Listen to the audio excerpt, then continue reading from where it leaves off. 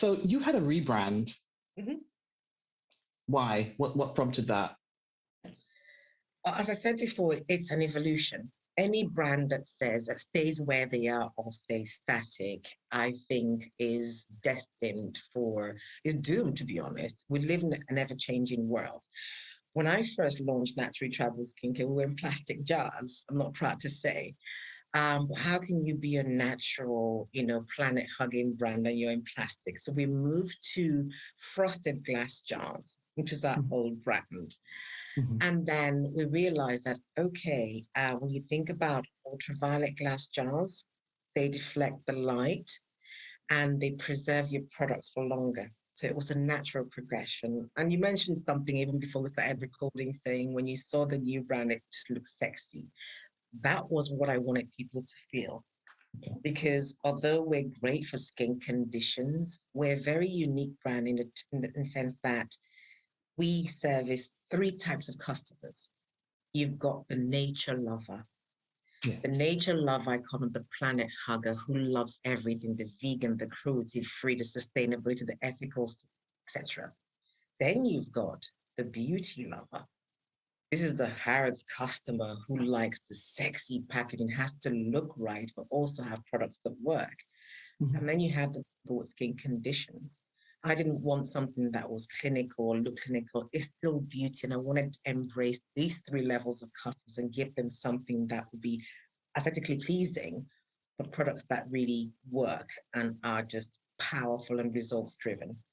Right. So we decided to rebrand and go down uh, the ultraviolet glass jars route, which has worked. The treat has worked really wonderfully. It looks good and it does what it's meant to be doing. So it's a natural evolution. Amazing. And you're stocked in, slightly changing subject rather swiftly, actually. You're stocked in the Harrods concession in Milton Keynes. Yes, we are. I mean, April last year, that was a big, massive win for me. And I will shout about it till the cows come home, because it's that validation, like winning an award, one of the most prestigious stores in the world. And their H beauty concept was that they moved from Knightsbridge and are reaching out to the community, still carrying the whole Harrods prestige and value, but actually adding the community spirit to it. And they were coming to Milton Keynes, and of course they had to have the best beauty brand based in Milton Keynes. So it was a cherry on the cake for us, really. It made us feel like we're doing the right thing. So yes, we are Yeah, in Harrods MK, and we're also on Harrods.com. And yeah, expanding quite, nicely, slowly but surely. amazing. Congratulations again. I seem to be saying that a lot today. Thank you. What are some of the challenges that you faced over the sort of few years that you've had the brand? Anything that's really stands out for you? Oh, absolutely. I mean, I could talk to you about the normal challenges an entrepreneur would talk to you about, the usual finance. They remortgage my home. I'm working from home to they remortgage my home to start the business, etc. But a true entrepreneur knows that that journey is not easy, it can be quite a lonely one. But the biggest for me is people. When you're starting out and people or anyone actually takes even if a little interest in my brand, my default position was to say yes, yes, yes. Um, I've learned a lot now. Everybody has something to say. If I found somebody, and finance was an issue, so I was happy to go for cheaper skills and try and, today I know that the key to the success of my company is good people. I'm in that place. I don't have a lot of people. Um, in Africa, absolutely we do. Here Mhm. in the UK, there's only a couple of us now, but it's the right people. The whole good Right. to great quote, having the right people on the right seat on the bus. People who are going in the same direction as you, who believe in what you do. And these are not people I said yes to because I was either desperate or didn't want to do something alone. My biggest lesson is people. It's making sure that you get the right people as earlier on as you can, because people, just as customers make or break your business, the people that you work with and you employ can make or break your business. Yeah. No, those are very true words. I mean, I think what would you say? I mean, you say you had to invest in your business, and you put your mouth where your money is, and you sort of decided to remortgage your house to be able to finance what you had to do. So, what do you say to sort of fempreneurs who are starting out and they've got a product and they believe in it? They may not have the ability to remortgage something if maybe they're not property owners. What advice would you give to them to sort of help them to start off in the right way in terms of, I don't know, funding, or in terms of presentation? I think there's a couple of things. Is first of all, the product. It's not enough just having a product. My journey started when I had that eureka moment when I realized it worked. And it wasn't just working on my children or my husband or my cousins and getting everybody to try it. It's actually trying to make sure that the results you're getting are genuine and there's genuinely an impact that your product is going to make to people's lives, whatever it is. Nothing beats doing the right thing, because if you're going in there with, I just want to make money, just put anything in a jar and sell, it might be short term, but it will fail. So it's about really thinking about the why. Why? Because that why will carry you for a long time. Some days I have really crappy days. And what keeps me going is that why. I'll have a really downer of a day. And all of a sudden you look at Instagram and a customer has sent you a before and after saying, oh, thank you so much. I had one yesterday. And it was like, my twins were driving me nuts yesterday, but I didn't have this message. And then boom, it changed. I was like, okay. And they were thinking, oh my God, mom has multiple personality disorder. But you can actually, your why will see you through. And yes, I was fortunate, I had a home to remortgage. But what I do know is that you have a product that people are looking for, that's solutions driven, that's impact driven. You will find funding out there. When I say I remortgaged my home, I also went down the loan route after a couple of years, and I got that loan because I had to pitch my business, and they saw the value and they could see the opportunity and the ROI. The other thing is, when some people I've met have a product and that's it. They've got this product on the market, that's it. But you've got to think about the evolution of that product. Whatever your messaging is, our products change and evolve based on the market, the messaging, our ethos, our values. You say, oh, we're a natural company, we're doing this, we're doing that, and we're in plastic, killing the planet. Oops, so, and there's nothing wrong with starting that way because it's all a journey, so it's really thinking about purpose, impact, but know your numbers as well, because the business is not a charity.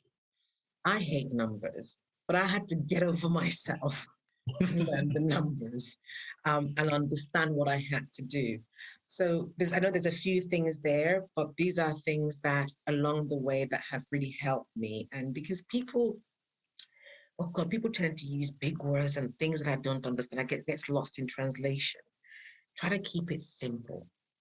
Try to just strip it back and keep it simple, because consumers are savvier than ever before. They can just go online and find out information, Yes, this is true. They don't want the smoke and mirrors. They're savvy. They want to know. I could go on and on, so I better shut up now. No, but actually, everything that you've said there is valuable. Everything that you said is valuable. And I think people will actually, other fempreneurs that actually watch this will be like, yes, ticking off on their list, probably reaching out to you to be a mentor or coach at this rate. It's just what you know, and you have to. The biggest thing, if it's gonna fail, you know how they say, fail fast and move on. And there were points where I thought I was gonna fail. There were points I thought, but then when you turn around and you look at the impact that your products are having on people. And one of the things I did, which was a bit of I'm very proud, I talk about it really proudly today, but oh my God, it was a complete nightmare, I'm a control freak. Shea butter is our main ingredient. We've built a factory in the kingdom of Esan. We're employing the women in Esan where our shea butter is coming from. I proudly talk about it, our traceability journey, where you can trace it. But my goodness, those people that know about working in Africa, it's a nightmare. What you guys see is the rosy pictures we put out there. It's hard work. It's a complete nightmare. The result, when you see the women you're empowering in Africa, and it's not aid, it's trade. I hate the word Africa and aid in the same sentence. We're not aiding, it's not CSR. We're employing the women.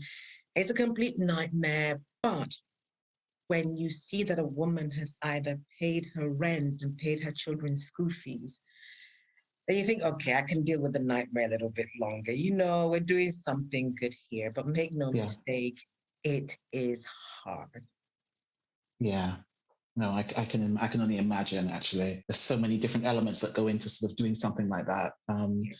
Getting people to understand, getting people to work the way you want them to, all the bureaucratic stuff, all the stuff, personality stuff. Oh my goodness. But that's a whole other conversation. That's a whole other conversation, absolutely. So that probably comes under one of the challenges. I love this whole ethos that you have about, some people call it giving back. I like to call it paying it forward. So you've been paying it forward through what you're doing in Nigeria. Is that important to you? And why was that such an important element of your brand? Honestly, I'm just quite transparent, and probably my marketing colleague is going to kill me for this, but it's not so much paying forward. I don't see it as paying forward. I don't see it as CSR or giving back. What I see it as is a fantastic business strategy that's a win-win for everyone. That's how I see it. What it does for me is it helps me to control my end-to-end supply chain, that value chain. Mm-hmm. It's supporting the shea industry has 16 million rural African women who rely on shea butter as a source of income. Wow. 16. Wow. And we're only employing a teeny weeny bit of that 16 million. But what it says to me is when people talk about sustainability, ethical sourcing, female empowerment, and all those things, we can tick all those boxes. And I started to use all that language when it became mainstream and you had to use it for marketing stuff. But to us, it's just the way of doing business. We started this thing ages ago before these fads, these words came up where it's all about, ethical sourcing, sustainability. We called it planet hugging ages ago. Female empowerment. I mean, when people talk about empowering women, that's another thing that winds me up. I'm going to go off on one now, so please stop. It's like, show me what you're doing to empower a woman. Is there another woman who's trying to get into your industry? The industry is worth over 180 billion, so help them. There's enough room for all of us. The shea butter we make in Esan is not just about producing free tribal products. Other companies buy shea butter from us. That's a whole different business and income stream for us. There's enough to go around. It's about the business model. Know what your business model is. The byproduct of me having the good business model is your pay it forward, is your empowerment and all those things. Yes. And all I wanted to do is just do the right thing. Lovely. Lovely.